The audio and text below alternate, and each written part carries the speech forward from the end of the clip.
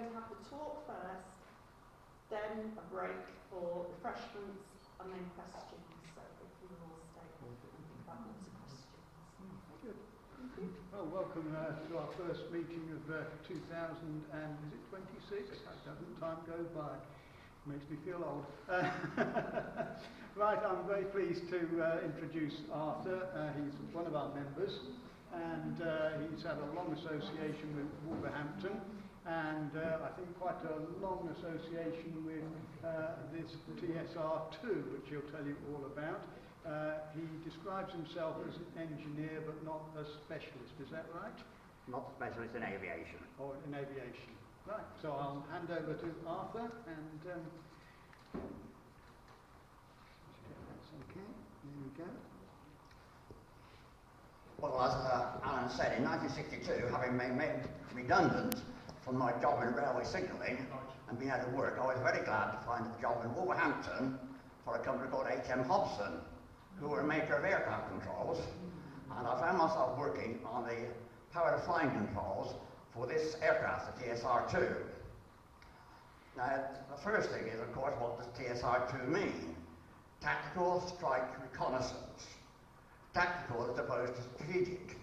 Strategic bombers were the V-bombers, who are going to fly at great height and drop a hydrogen bomb on Moscow. The strike always implies nuclear strike. Reconnaissance is more straightforward if you can spell it. The two, you take your choice. 2 engines, 2 crew, twice the speed of sound, or just with a second of designed, is the horrible truth. TSR1 never made it. Now, Sidney Cam, a supermarine who designed the Spitfire, said that all aircraft have 4 dimensions: length, width, height, and politics. And TSR2 got the first 3 right. So before going any further, I got to discuss the politics and the whole scenario surrounding the project at that time. It was a time when the Cold War was at its hottest, if you could understand the term. The Cuban Missile Crisis nearly brought it to boiling point. But the UK, it didn't have much of an empire, but it still had overseas commitments. It had bases in places like Aden and Singapore and Hong Kong. And so its defence forces were stretched. The RAF and the Navy had competing air forces, the RAF and the Fleet Air Arm, and they were competing ferociously for limited resources. And they both had a common problem, that the Russians had developed surface-to-air missiles which would take out even their high-flying bombers. When they shot them the U-2 spy plane, they knew time was up for those aircraft, and they'd have to do a different approach, namely fly under the radar. The Treasury is always short of money, but exceptionally so then, because the defence budget was running at almost 20% of the GDP. Now we're struggling now to get it up to 2.5%. So you can see what a drain it was.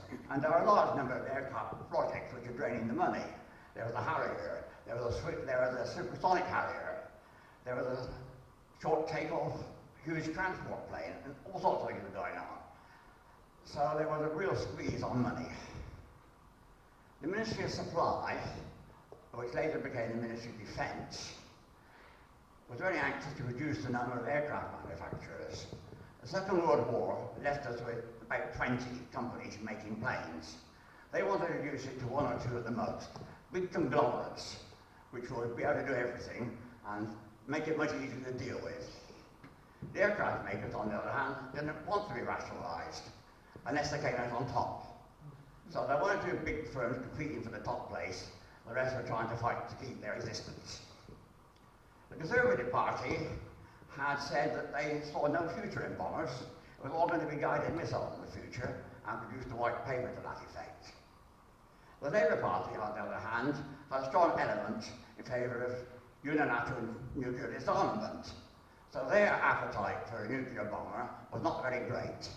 And against that, we have to see the whole project. That's a summary of what we've done. And so what is a tactical nuclear bomber? Well, I said they had the V-bomber for the strategic role, but supposing the Russians launched a ground attack in Europe, the NATO armies would be outnumbered. And then they considered onto the smaller nuclear weapon, which could be dropped from a smaller plane behind the enemy lines. They regarded that any NATO airfields were likely to be destroyed, so the new plane had to have short takeoff and landing to operate from temporary airfields. And these overseas bases were still in existence, so it needed a long range. As I said, the V-bombers were now having to operate in a low-level role for which they were not designed. And they were not going to last long. They were developing fatigue failures, and the crew were developing fatigue failures, trying to operate at these low levels. So there was a gap before missiles came into use, when they saw the TSR2 as being a tactical bomber with strategic capability.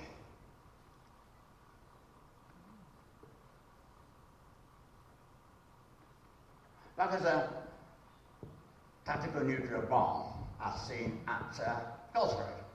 That is something called the WE-117. There were several changes before they decided which bomb the TSR2 was going to carry, and that was the final one they arrived at. It had two versions. There was one which could produce 10 kilotons, the second one 170 kilotons. Now when you consider that the Hiroshima bomb was about 16 to 20 kilotons, this was not a toy. The tactical nuclear weapon sounds as though it's, well, perhaps not as threatening as the strategic one, but believe me, it would have been. It was given the code name at one time of target marker bomb. You would be a very well marked target. There's another question you have to consider is if you're going to fly at 200 feet above the ground and drop a nuclear bomb, how are you going to avoid being blown up? Well, I thought that might be interesting to explore that. You have what they call a loft bomb attack, and the plane goes into a vertical climb, as you can see there, and releases the bomb so it goes straight up and down the air, giving time for the plane to complete the loop, turn over, and hopefully get away. This is the sort of thinking that was going on. But then the history of the TSR2 product as a whole, I said they had the Canberra bomber, an English electric design, very successful, one of the very few planes which was built under license in America. High level, extremely good at high level flying, but now it was obsolete because it could be shot down. And the same with the Fleet Air Arms Supermarine Scimitar bomber. So they both needed a low level bomber. And in 1959, the Royal Navy, under Lord Mountbatten, they actually ordered their own subsonic Blackburn Buccaneer. Now Mountbatten is a name to remember because he was very influential. He was a strong personality and he had contacts everywhere. He was trying to get his share of the money so he could keep his aircraft carriers, which were under threat. And he wanted the RAF to have the Buccaneer because it would save a lot of money and cover his development costs. So he was always bobbing up saying, you don't want the TSR2, you want the Buccaneer. And they will have to recost it. And every time they did it, the RAF would up the specification of TSR2 to make sure they didn't get the Buccaneer. There was a real child's game of infighting going on here. So eventually the Ministry of Aviation issued a spec 339 for this supersonic. The RAF insisted it should be a supersonic tactical nuclear bomber, and advising they were looking for a large company, a conglomerate, an amalgamation of large companies to do it. But they issued this specification to 8 companies, and I got 13 designs back. Now, we could talk all evening about those, because there are some incredibly weird and wonderful designs. One which does deserve mentioning is one by Barnes Wallis of Bouncing Bomb fame, who proposed a swing wing design, which was considered by the RAF to be much ahead of its time, but it was taken up by the Americans. Anyway, the Ministry of Aviation rejected all the designs, but got English Electric and Vickers, as the 2 best ones, saying, now you get together and produce a composite design. English Electric had experience with supersonic fighters. They produced the Lightning, or were making the Lightning. Vickers they regarded as being a very well organised company. They produced a valiant bomber in very good time.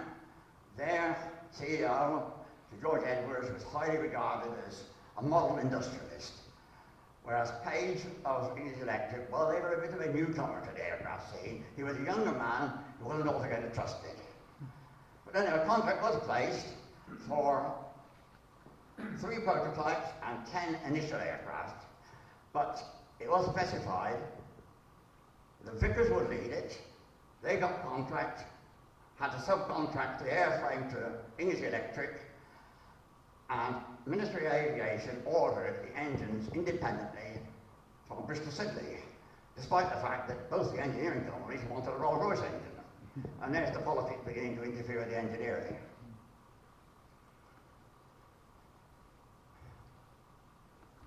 So here's the TSR2 as it was designed and mentally emerged, and I'll try and explain some of the features, particularly those that concern us at Hobson's.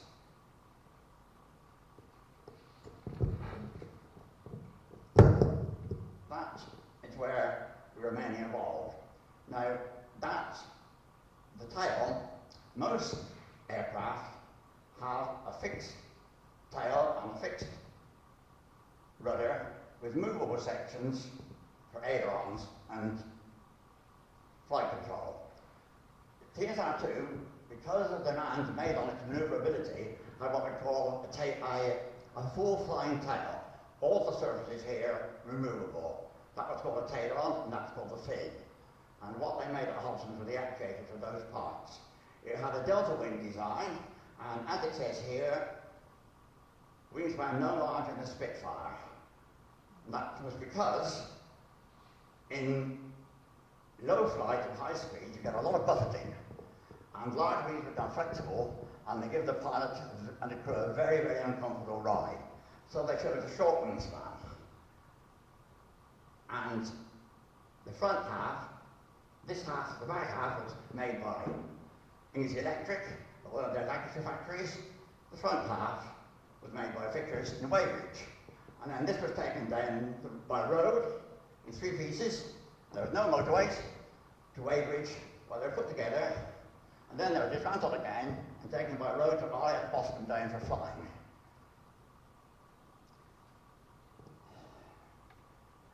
There were, something that's not shown is the undercarriage. It's because of the shape short takeoff and landing. They wanted to be able to take off on a grass airfield, and that proved to be an extremely complicated design of undercarriage. It was normally it had one wheel at the nose, 2 wheels at the rear. These were doubled up on. They had 2 wheels at the front, 2 lots of 2 at the rear, low pressure tires so they could land on grass, and that was vastly complicated arrangement to stow them away. The front wheels were telescopic, so you could raise the nose of the aircraft to get extra lift on takeoff. Very, very complicated, and those were the trouble points. The engines were another trouble point. They wanted a Rolls-Royce engine. They had to have an improved engine off the Wombourne bomber, the Bristol Siddeley Olympus, and it took a lot of developing to make it supersonic. The aircraft, the electronics was going to be state-of-the-art. It was going to have an automatic flying control system, or AFCS, which would do everything for the pilot without having to do anything.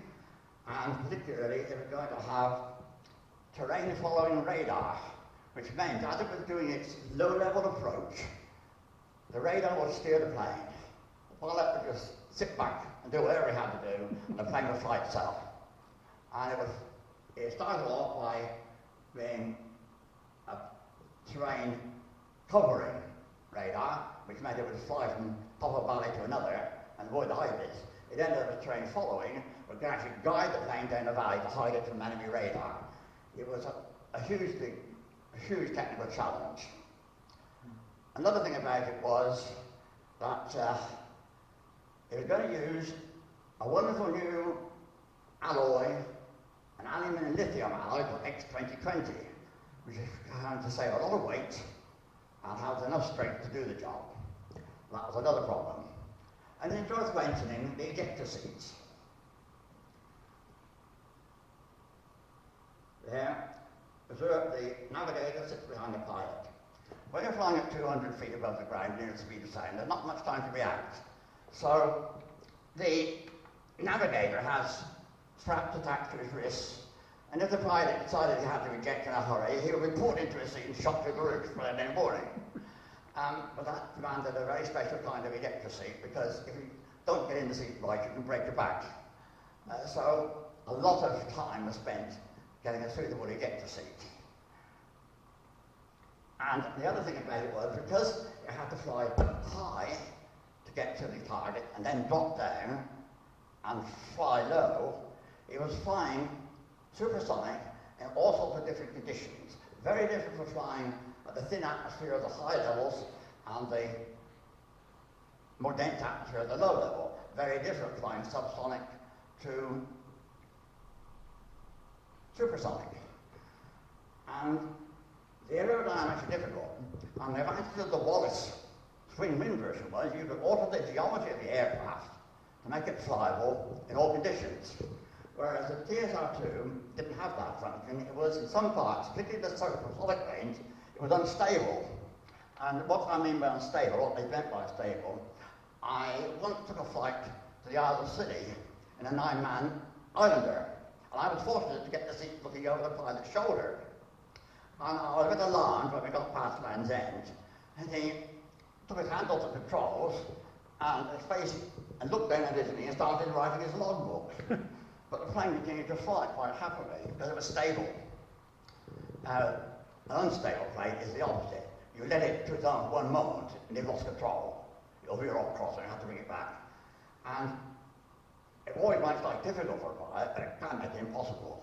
And the TSR2, there are points when it would have been impossible to fly without auto-stabilization, which all included electronics. So that's a brief sort of summary of some of the challenges which the design faced and was designed to overcome.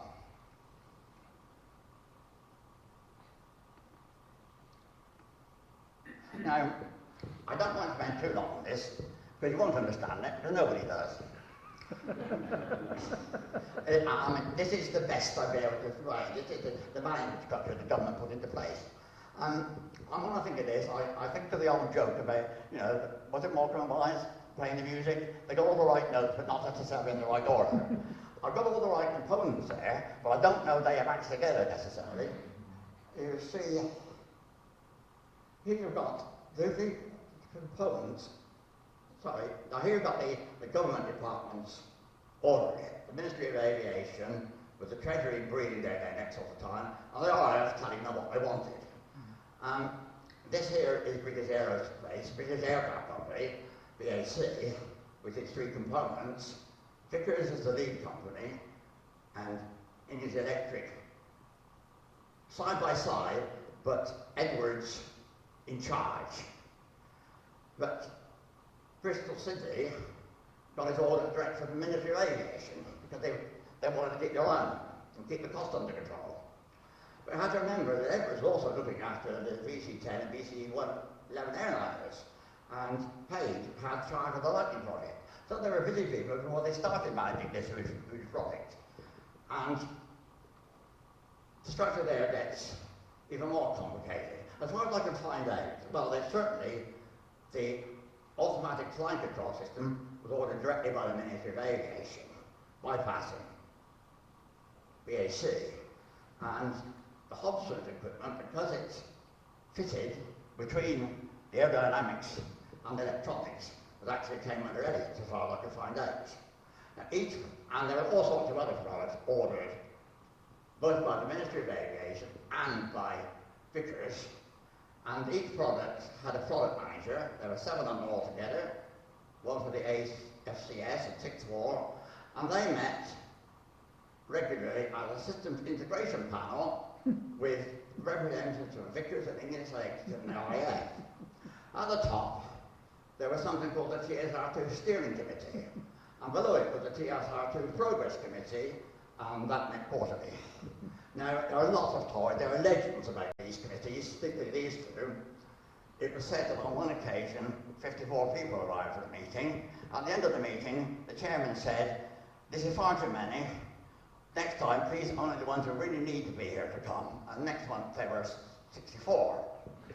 And it also said on one occasion they spent a whole day discussing where one switch would go in the cockpit. Now they've made legends, but the fact that there were so many committees that they were put in to try and control costs. And all those has been doing was delaying things. But every contract, every changing contract has to be approved by the Ministry and by the Treasury. And that slowed things down enormously and was part of the reason why it never worked properly. So you don't need to understand it, because nobody does. But it gives you some idea of the complexity of the management they arrived at. Now, did I miss anything? No. Well, what we made at Hobson was the power flying control. Now I'm going to try and explain power flying control. Power steering for cars.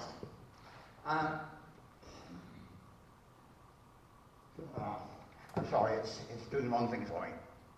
I'm doing the wrong thing for this, beg your pardon. There we are. One more. Give me that box. Yeah, no, go ahead. There you go. Yeah, right.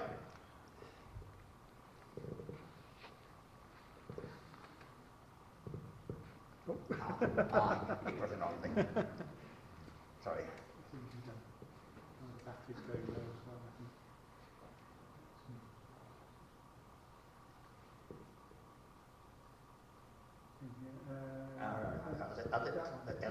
Right. Well, I'll probably do that at this point. You've got to continue. That is the flight surface, the tail on, which you want to auto tackle. So you've got a hydraulic cylinder with a piston in it and driving a crank, so you can tilt it up and down. The crank, the piston is controlled by a valve, which you see there. And in that position, all the inlet and the exhaust valves are blocked, and the whole thing is locked solid, so the tail arm can't move. But if the pilot moves his control column and pulls it that way, the valve will open, and high pressure will go to the left, will also open to the right, and the piston will move, altering the tail arm. Now the clever bit is this lever here, which is called the feedback link. Because actually, what it does is measure how far it ought to go, and alters the valve, and push it in the right direction until it stops there. So technically that's called an error signal. But the feedback link is the clever part of it, but remember that is a diagram. In practice, there's got to be a lot more links than that to make it work. And just the final one to show you. Now it's moved, it's reached a new position, the valve's all shut off, and then once again it's completely locked. So what could go wrong? Well, one big problem is that you lose fuel. Normally speaking, if a pilot is flying his plane, he'll rely on feeling how much resistance the pilot controls to guide his maneuvers. But you lose that, all you've got is the feeling of operating the valve. So you have to put in something called a field simulator, which uses the airspeed and another hydraulic cylinder to put some resistance in. Hobson's made it, but it has nothing to do with me, but I have to mention it. The other thing is that levers can bend, bearings can have wear in them, and there's valve overlap. And all these things can combine to make it imprecise. But you couldn't afford to be imprecise on the TSR2 because it was such a demanding specification. It was required for the critical one really was flying 200 feet above the ground at speed approaching the preach of sound. And the other critical one, the RAF kept putting the spec up. So eventually it got to Mach 2.2, which I think do I understand is just over twice the speed of sound. So you had no room for anything except precision.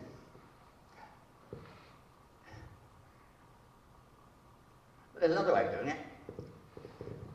Now this, you may have heard by fly-by-wire. And this works. Instead of a mechanical link to the valves, you put an electrical signal. Electrical resistance, a variable resistance, a potentiometer, if you call it, will give you a voltage representing the position of the lever. Another one which represents the position of the tail arm. And then there's an amplifier which takes the feedback and the error signal and uses something called a torque motor to drive the valve in the right direction. A torque motor is a magnetic device. It originated with the Wombourne, and it doesn't rotate, the shaft doesn't rotate, it just moves plus or minus 5 degrees or so, and it's got enough force to move the valve. So that's a nice neat way of doing it, quick, takes a lot of mechanical devices out, but it's electric, and you can have bad connections, electronic components were in their infancy, reliability, nobody trusted it. So it wasn't used widely, but the TSR2 was going to have to use it. And how it was used? Well, the first thing is that, I said, it needs to be stabilised.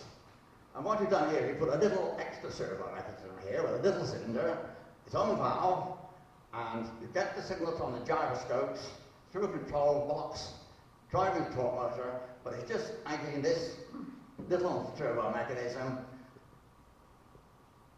It adds to the pilot's input. It just trims it. So if it goes off course, it'll sense it and bring it back again. But the pilot's still got full control. But there is the other way is to put the potentiometer actually on the flying surface, on the output. And then it gets signals from the radar and the gyros into a computer, which works a torque motor, but this time its feedback is from the whole mechanism. And then they can have the pilot. There was a clever mechanism which actually, what a wonderful thing, you get a very satisfactory clunk when you press the button, and it locks the pilot's lever at a pivot point.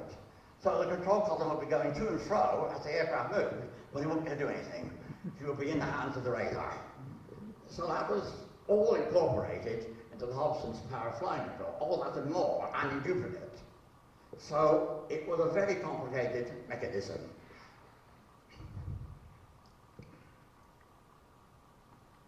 Now, I haven't been able to get a picture of the actual one. This comes from the War Museum, and it says it's an experimental fin actuator. And you can see in the centre, that's the pivot point where the rudder, the fin will be controlled to and fro.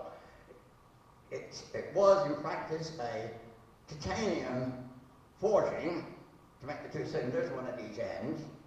The bit at the left was nothing to do with us. That's to do with the automatic flying controls and sorting out the input from that. In the centre, there was a valve block, which is much more complicated than that one there. It had all the auxiliary cylinders and the torque motors and the potentiometers. In case you wonder what a potentiometer looks like, there's one there. So it will give you an idea of the size and the general layout, but there were a lot more levers on the one we made and a lot more components. So a few more things about it then. It was a very powerful device. It worked on 4,000 pounds per square inch pressure. It would produce a thrust of 5 or 6 tons. It had to be very robust. It was mounted by the engines. It had a very wide range of working temperatures because at high speeds you were generating a lot of friction at low level. When you're flying at high altitude, it was very cold. So it had a very wide span of temperature range to work to. And it had to be very sensitive. This was really the link between the front and the back of the aircraft. You know, it had to transmit the pilot's hand, the sensitivity of his hand, and also the very minute electrical signals from the radar and the gyroscopes. And they had to be transmitted into these huge forces to control the plane. So it was an absolutely vital component, though it doesn't get any publicity, it doesn't glamour from it, but it was the key to the success of the whole thing.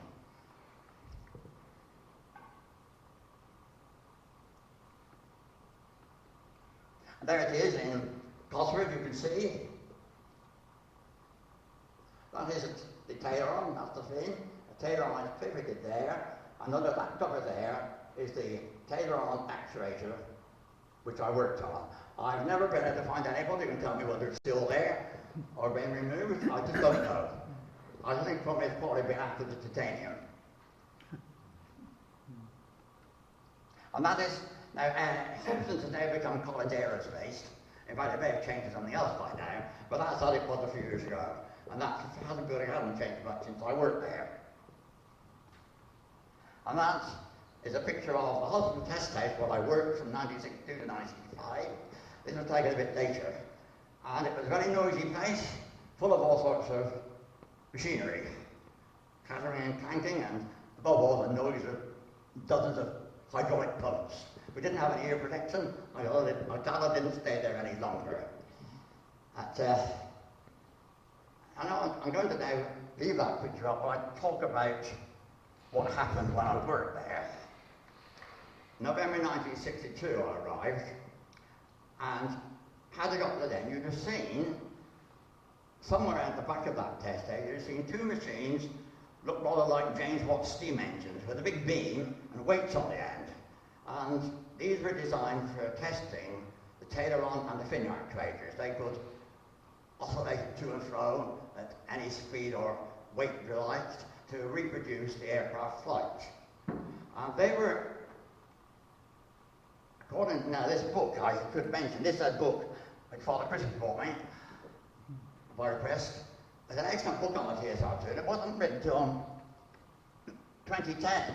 So the writers had access to things which were secret. And I learned an awful lot from that, and that's why my talk is a bit longer than it would have been. But he says that these rigs were one of the first things to be allocated money in 1960. And there they were in 1962. Well, the first thing that happened when I got there, how I started working, during my way around a bit, and the engine at Bristol was being tested on a Vulcan bomber. It was slung underneath it. And one day, they just refueled it on the runway at Filton, and the turbine shaft snapped, and the turbine wheel went through the fuel line and set it all afire. The crew managed to get away in time, but the whole engine, whole aircraft, and the Filton fire engine were all completely consumed in the fire, which was a major setback, because the whole of the engine development had to start again with a new prototype. And the RAF wouldn't give them another Vulcan to destroy, and they had to find someone who was a national gas turbine department to test them, and they had to build special rigs. So there was a major hold-up there, which, quite frankly, the people at Hopkins River, they got off. Because according to Damien Burke, they had said about this time that they would be 5 months late, but 6 months had already elapsed. I have no signs of any power flying controls, and British aerospace, British aircraft were getting quite cross. I'm told that they said that the delay was caused by a shortage of high-duty alloys, titanium particularly, and that, reading the book, does seem to be a common theme. No one anticipated that everyone in the aircraft industry worldwide will be demanding titanium. So it became a short supply. And my own guess would be that the management system just did not cope with such a thing. Had they been placed with just saying it's electric, I think their management then would have been savvy enough to at least allocate priorities of what material they had available. But Hopkins evidently just got left out, I think. And I was also told that when they went to English Electric and said why they were late, Hopkins also said they didn't have enough engineers. Whereupon Sir Frederick Page, the chairman, banged the table and said, "Well, then get some more." And that's how I got the job. So eventually we did get, sometime in December, I think it was after this accident, we got a fin controller, as rather similar to the one we saw, and we all trooped to the test house to see it starting testing, and find the engineers in deep consultation with a rather bemused test rig designer, but said, "We don't want this test rig, it's no use to us. We have a specification not for a loaded actuator, but an unloaded actuator. All we want is a bit of steel we can rest it on and some hydraulic pressure with electricity." And so he sort of looked thoughtful and went away, and I said, "Did a good job, and in a few days we got exactly what it wanted. 2 I-beams welded together, planed off, various fitting holes, and hydraulic pressure and electricity. And so we were away, and we put the unit on test and coupled up the hydraulics, and what we got was a lane buzzing noise and pressure gauges which were doing this. So they decided, consultation, the problem was they put a flow limiting valve in, and this was unstable, and there was some consultation, and we decided we could do without it. So it was removed, and once again we got the unit on test, and after a few minutes working it, it was discovered that the auxiliary cylinders would go to one end of the piston and then stop. Again, much consultation, and it was a drawn office error. They put one of the drill holes in the wrong position. We spent about a week talking about putting in a lining in and securing it with this wonderful new glue called Loctite. We did nothing at all, so we had to bite on the bullet and get a new valve pump made. These are immensely complicated, vast amount of machining on them, but so we had to wait about 3 weeks or so, further delays, well that was arrived at. Well, which time, we'd actually got a tail-on actuator as well, and I was allocated to the tail-on, which was similar, but the tail-on actuator had two cylinders at the end, and the output in between had two cylinders together, and they were sticking out one end. Same principle, but a different arrangement. And that we then had to start setting up. Now, I hadn't anticipated to the target how difficult this would be. First of all, every rod, and there were about a dozen of them, that had a left and a right hand thread on either end. So you twisted it until you got the right length. We had a rigging pins we could put in so they're in the right place. So that would be a day's work setting that up. Then we had to set the valves. Valve phasing was called. You had to set the main valves so that all four cylinders go 2,000 pounds per square inch, so the valve was in the middle. Well, I said we didn't have any overlap on these valves. They were very, very sensitive. And we, after a little while, you could adjust them just so. And when you did the lock nut up, pressure would go anywhere. In fact, I didn't have to turn the lock nut up. You just started watching and the pressure would go anywhere. But, all right, we got the hang. You tied the lock nut up nearly tight, adjusted it, locked it. But then you had to get a fitter with a special tool to wire lock it. Has anybody heard of wire locking? Well, you have a hole through the nut and a hole through the spindle. Well, in fact, you have 6 holes through the nut. And the fitter puts a piece of wire through with a special tool. He twists it up tight and seals it. This is very good. If you ever fly on an aeroplane, remember they take huge precautions. Anything which is essential has got to be wire locked. So it never got undone. But the trouble is, every time we did it, the setting went berserk. And it took us, I think, the best part of a week to work out if we got it as close as we could, and you wire locked it. And if we got the biggest screwdriver at once and leaned on it really hard, you could creep it back to normal. And the inspector would be standing with the back to you with his rubber stamp holding it. And when you got it right, you say, "Ready, Bert?" You turn around, see the gate is right, turn around, stamp it and go away before it changed. And that's the only way we could get them through. So it was a pretty time-consuming job, and when you'd done that, you had to set the secondary valves, which was done by rotating the torque motor, which was actually not so difficult. They weren't wire locked, but it leaked. The shaft around the torque motor had a seal to it, only on the low pressure side, but I think sometimes I thought we were working with WD-40, not DV-47 fluid was called. It was a silicone fluid. It looked rather like pale ale, and it was quite harmless, inert, but it leaked out of everything, particularly at 4,000 pounds per square inch. And the first flight was nearly delayed because they wanted to paint it in top coat and undercoat, and they had to steam clean the whole aircraft because it was completely covered in DV-47. So it was not the easiest thing to deal with. But we did get to the point where we could set the valves. And then they decided it was time to do a temperature test. This would be a one-off. We just had a standard gold sealed work. And I was a bit surprised to find that Holland didn't have a dedicated environmental chamber. They covered it in a sort of tent of blankets and put a big fat blower there and a heater and blew hot air in with an industrial thermometer to reach the right temperature. I think we were working in Fahrenheit. I think it was about 140 Fahrenheit. And tested it and everything worked fine. And then they took the heater out I brought in blocks of dry ice. You know what dry ice is? Solid carbon dioxide. It's lovely stuff to play with. You put it in the teapots and it boils, and the tea lady goes berserk when it wasn't happening. But it did the job. I think that they were down to about 15, 20 degrees Fahrenheit, well below freezing. And you remember the Columbia space disaster, Challenger space disaster? Well, that was caused because the seals there went down below freezing level and they're quite a permanent set. And that is exactly what happened to our seals. When we got it back up to normal temperature, it was leaking like a sieve. And so they got the chief engineer down, Phil Smith, and I remember him very well looking at him and stroking his chin thoughtfully. And he said 2 words. He said, "Jacquetate seals." Now, evidently, they planned for this. They knew it might not work, and he had a trick up his sleeve. And it was a French make, expensive, but we waited 2 or 3 weeks while they got them and fitted them. Repeated the test, fine, no problems. One problem solved.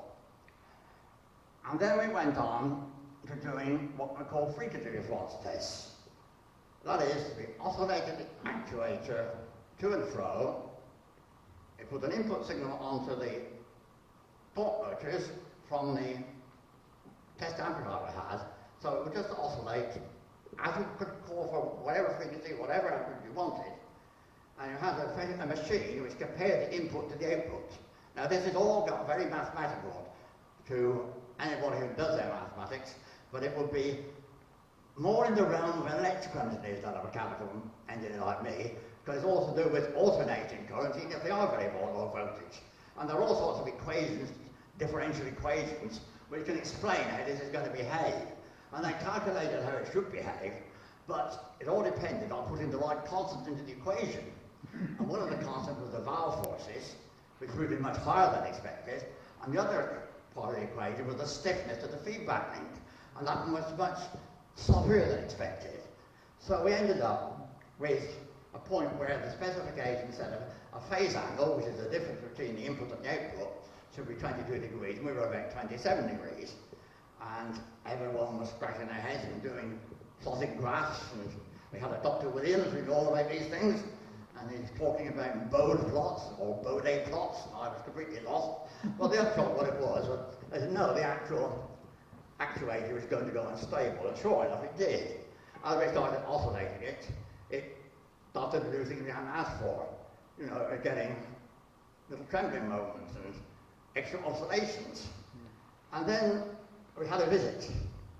Now we had 2 visits. I remember one from the people who were making Concord, because Hobbins were tendering for their controls, but I think it was the Royal Canadian Air Force who were interested in buying the TSR2. And that was the only time I saw this wonderful beam engine testing was used. Well, I was told to get a Taylor unit on it and run a demonstration. Which I did with difficulty, because nobody ever thought how you're going to get this thing, which weighs about 60, 70 pounds, onto the rig. I was able to enlist the help of the man who swept the floor, because he'd been in the Navy and all about knots and ropes. And he said, complained bitterly that he wasn't paid for it, but we got it up there and started it going, whereupon the instability with the age to weight on it took hold fully, and it started to run away with itself. It was going faster and faster, and the whole building was shaking. I wonder, we had no way of stopping it. But fortunately, the pumps ran out of oil, and they slowed down and stopped. Which presented me a problem, for the next day we had these important visitors coming, and we had someone to keep it stable. We had talked about various things, like dampers, friction dampers, magnetic dampers.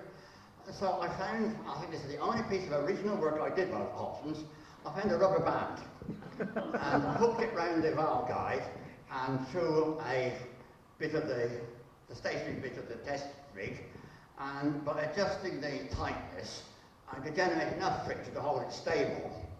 So these visitors duly turned up the next day, where we were sending to be testing it, and I was hoping, I hope they don't see that elastic band of what it's all about, and they looked very wisely at it, and departed and said nothing, but they didn't order the TSR2.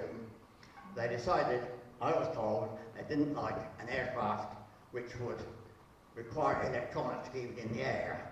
The Americans were developing something called the F-111, which had a swing wing.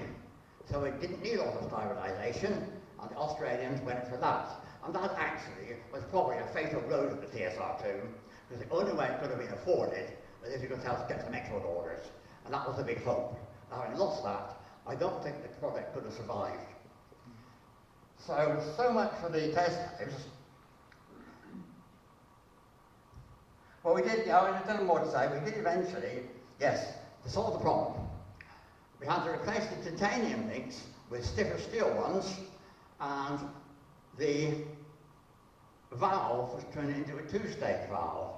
Now, what this means is, if the valve, it was a cylindrical valve, was about 3/4 inch diameter, you put another little valve down the middle, about an 1/8 inch diameter, which used the oil pressure to push the main valve along, with its own very intricate little servo mechanism within the valve. And it was very expensive, and again, I think Thompson had planned for it as a second string, because it was came into service in the test house, not too far away, not more than a month, which was pretty good, and both those measures together, they worked. We were able to get a device which was stable, and it was meeting specifications. So we thought then we were really making progress. And about this time, no, it couldn't have been this time, sorry, we shipped them off to British Aerospace, and actually went on to a two-shift system to try and catch up with the backlog.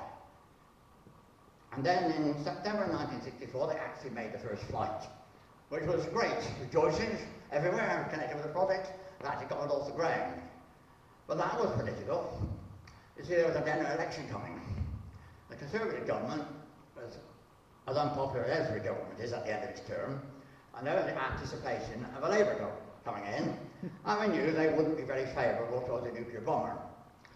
So, to help our case, it was very important that the TSR2 should make its first flight. And it really did. XR219 was the first aircraft, and it flew on 27th of September. Now, I'm going the wrong way, I have to get off.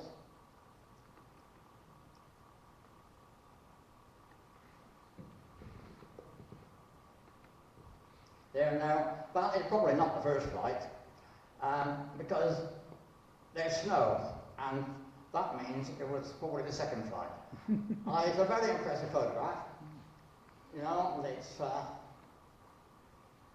taking off on full afterburner. You know what afterburner means? Inject fuel into the jet stream to get extra ignition thrust, and you can see it's taking off, and it will fly with the undercarriage down, because they daren't take it up, and then we got it right down again. But at least we reached a point where we felt we could now get units out and working and approved for flying, whereas the ones I said before had only been approved for ground testing. So that was progress. Now,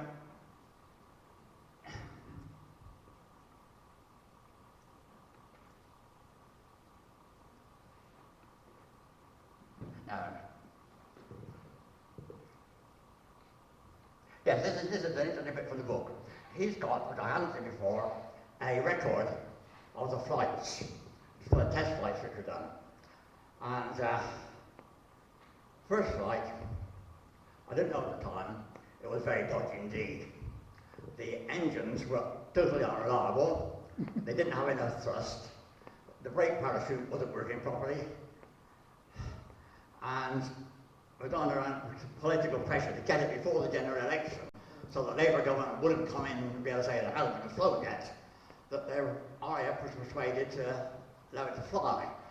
They did a lot of calculations, and they reckoned that as long as it didn't exceed 98% full power and didn't lift the undercarriage, they'd be all right. So Rory Beaumont, the test pilot, duly took off and did a couple of circuits with minimum fuel to keep the weight down, and made about 3 circuits and landed safely. And it didn't fly again for 3 months until it got an upgraded engine.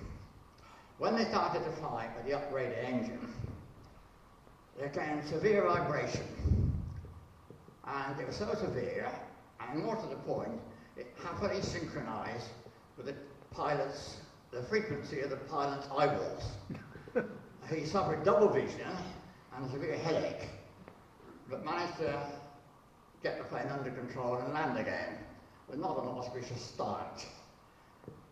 And so the second flight was not terribly satisfactory. By flight 4, they had got it go smoothly, although some fueling was causing a problem. On flight 5, they tried to retract the undercarriage. And there you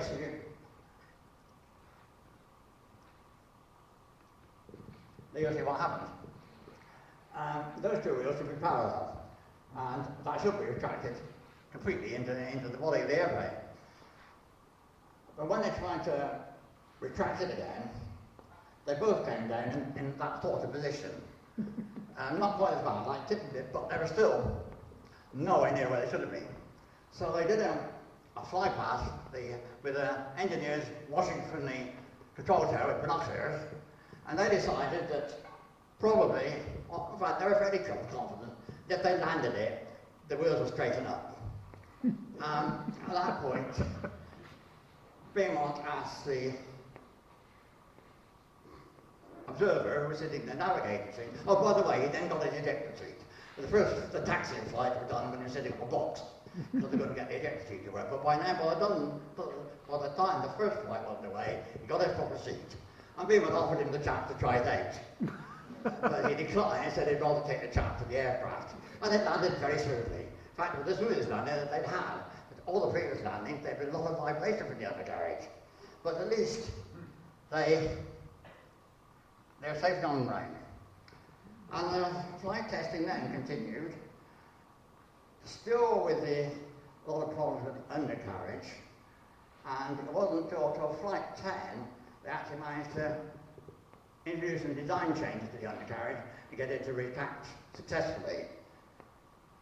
So there came a time now on flight 15 when we decided it was time to come to fly from Butler down to Wombourne to BAC's aircraft factory there. And that was memorable because it was the only time it flew supersonic. Now all these occasions, the test pilot said, whatever the problem, it handled beautifully. It got, and this is all news we got at the time, it is a good aircraft, it flies wonderfully. And he said going supersonic was extremely easy. He put Reed on one engine and it flew perfectly. And this was one of the features. The aerodynamics of the plane were superb. And he had a sort of triumphal landing at Wombourne with all the BAC employees out to greet him. They continued their test climb from there. And the undercarriage still to be a problem, not retracting, but it vibrated terribly on landing. So that was a constant source of concern, but that's continuing. By flight 15 they were able to do a bit of aerobatics, do a roll, and on flight 21 they had the first flight with no recorded defects. So everything was going pretty well. And at the beginning of April 1965, their flight was on the runway, taxiing, when it lost all hydraulic pressure on one of the major systems. And they had to abort the flight and return and inspect the aircraft, what was causing this loss of hydraulic pressure.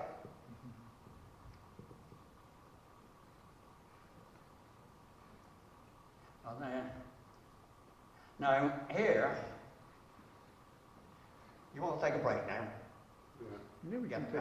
Let's go on to cancellation then. So this is a good place to break, because we're going to now, it's downhill all the way after this.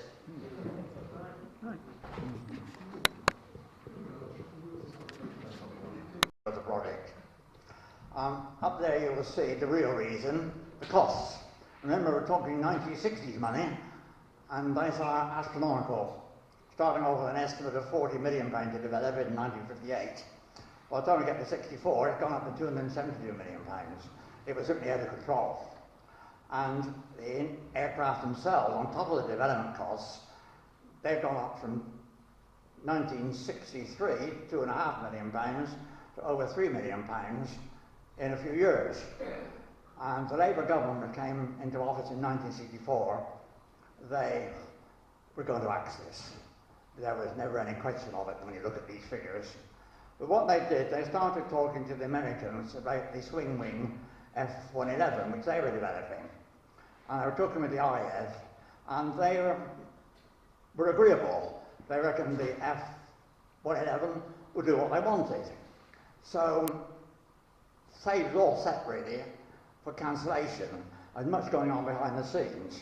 And they reckon by choosing the F-111, they could save about £250 million, plus the Americans were offering them credit. So they didn't pay on the dot as they would have to for the TSR2. And that was a very big factor. And the fact that they hadn't got any export orders to cover their costs was another big thing. And so when the Labour government came in, apparently, really, its fate was sealed. But Harold Wilson was still negotiating with the Americans over cost. So although they axed pretty well every other aircraft project, except the Harrier, the TSR2 still stayed because they wanted to have a card up their sleeves. So, you know, if the Americans thought they didn't have any alternatives but the F-111, they wouldn't have got such a good price. So they kept it on the cards and we kept on working, not knowing what was going on behind the scenes, obviously knowing that the costs and the delay also, because it was several years late. The RAF wasn't in service by 1965, and, you know, we were nowhere near. So we knew things were under threat, but we didn't know what actually was going to happen. And what we didn't know as well was that BAC had been doing their own own review, and had come to the conclusion they weren't going to meet the target for performance. And what BAC didn't know as well was the RAF had done their own review and were going decidedly cold on it. They had decided it wasn't going to meet their requirements either. And they tend to blame British aircraft for not meeting the specification, but in fact, very often their own specification would have caused a problem. So there was an awful lot going on behind the scenes, which we knew nothing at all about at Hobson's, but we knew things were not comfortable.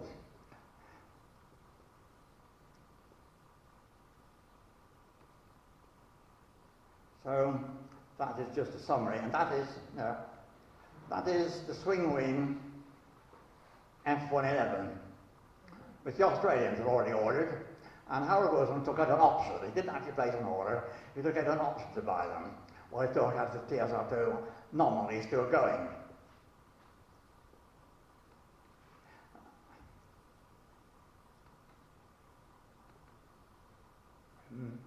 What do you see now? Yes. Well, that's an interesting election poster. Your jobs aren't guaranteed under Labour. This was for the Preston election. Well, politics doesn't change, right? Does it? But one interesting thing about that is that they say, if you look at the small print, they say this aircraft has a great future as a conventional bomber. Well, it never was a conventional bomber. That was very secondary. It could drop all sorts of bombs, but in fact, it was designed, first and foremost, as a nuclear bomber.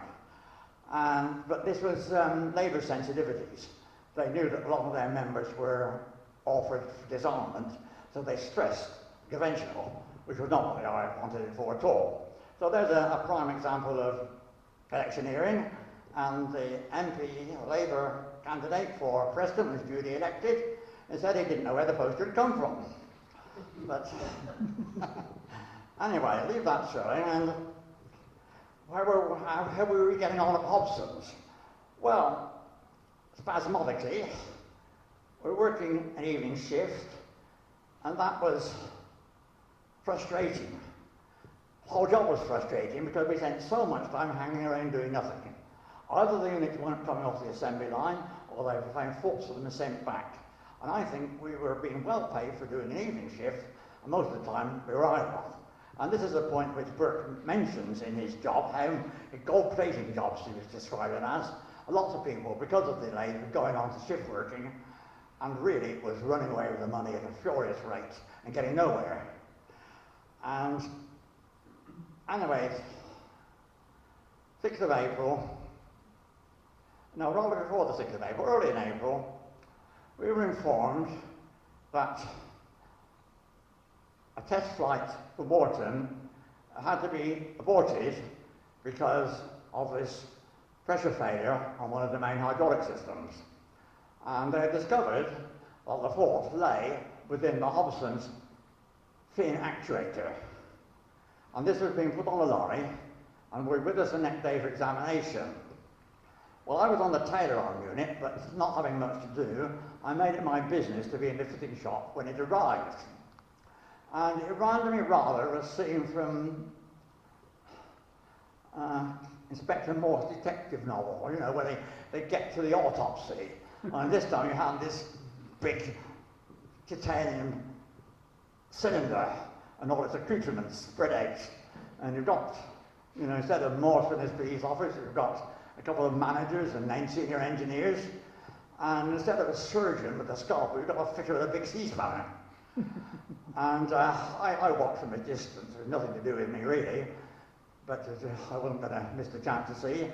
And the fitter unscrewed the cylinder cap and pulled the end off, and there was a literal gasp of horror, because a rush of oil came out, as you expected, and with it came the complete piston. It was separated completely from the piston rod. And somebody picked it up and looked at it, and then fatigue failure, which is easy to detect, if you can see the signs, and they passed it around and all agreed. And then Trevor, the engineer in charge of the tailor arm project, said, and said it very promptly, he said, I know what it is. He said, they've been banging it against the stops. And before anyone could say another word, someone arrived from the boardroom. They said, stop it immediately, it's been cancelled. And with that, everybody put everything down and looked at each other and walked away in silence. And I did the same, thinking I must find myself another job. I don't want to be made redundant for the second time in 3 years. And I'm glad to say I was successful. Within 2 weeks, I found a job with a company in Butler making torque motors. And I was very fortunate, because they were redundancy, but I missed out on them. So, there we were. You know, we had what was obviously a major failure, but nobody was allowed to find why. And that's another big frustration. I have to speculate. In the meantime, well, yes, I am speculating here. I went back, no, not then, later on I thought about it. I was too concerned about getting myself another job to worry too much about that. But I wondered why they'd allowed the flow restrictor valve to be taken out. Because it seemed to me the only purpose that could have served was to limit the speed at which the tailor arm moved, and would have limited its impact against the stops. Now that the fin weighed 5 tons or so, there's an awful lot of inertia if that hits the stops. You know, and reducing the speed, most of these things are proportional to the square of the speed. You know, a reduction of speed by restricting the oil would have had a big impact. But there's also the fact that we'd had these test rigs for endurance testing, and they'd never been used. I think Hobson's would have found themselves in a very difficult position if the contract hadn't been cancelled. If this fault had been found out, I mean, the worst scenario would have been an in-flight failure. Now they've got duplicate systems, and in theory, the second system would have brought them home safely. But this had occurred after only 13 hours of flight. And obviously something big was going wrong, and both pistons would have been subject to the same shock. I would have loved to have been their lineup. I wish they delayed the cancellation for 15 minutes, because then they could have taken the other piston out and examined it for cracks, because that's how the fatigue failure always starts.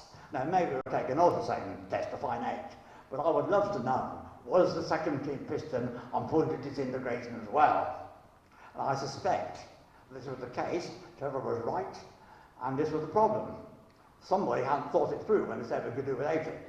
You know, it was the panic that was setting in because we were so far behind time, and I suspect it had replicated in lots of parts of the project. There was so much pressure to get things done, and so many problems occurring that people were taking shortcuts, like not doing the proper endurance test. But as always, since the Comet disaster, do testings for fatigue, and you get the tests ahead of the flights. If you want to read a book which discusses this, no shoots, no highway. Mr. Honey's got a theory about fatigue all wrong, but you see the disastrous consequences of letting your flying get ahead of your testing. And as I say, that is my view. We'd have probably found it was as simple as that. What could we have done about it? Well, I can't see anything short of a total recall of anything which you can fit into an aircraft. I think they'd have had to stop the flying test program. It would have been highly risky to continue it, and Hobson's name would have been dragged in the mud anyway for that. And if Howard Wilson had learnt that his aircraft would have been grounded, I think he would have, have even less hesitation about cancelling it. So Hobson, I think, had a lucky escape there.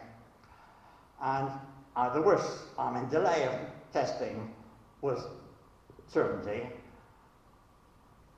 The crash of the second prototype, which was about to fly, was a possibility. So I think Hobson had cause to be thankful that the project was cancelled. They would have been in serious trouble. It's worthwhile now considering the second prototype, XR220. Now that had been completed, the fuselage and wings have been brought down from Lancashire to Weybridge.